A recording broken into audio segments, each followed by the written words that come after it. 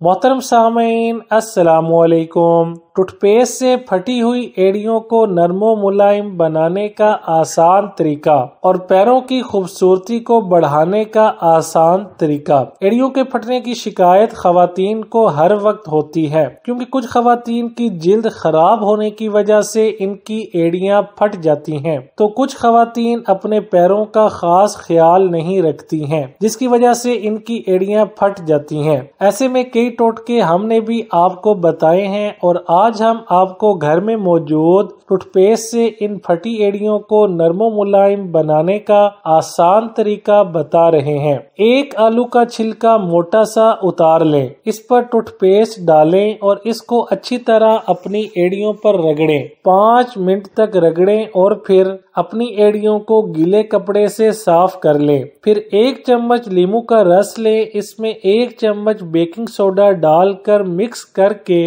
एड़ियों पर लगाएं और रोजाना एड़ियों में गर्म पट्टी बांधकर सोएं। इस तरीके से आपकी एड़ियां नरमो मुलायम हो जाएंगी।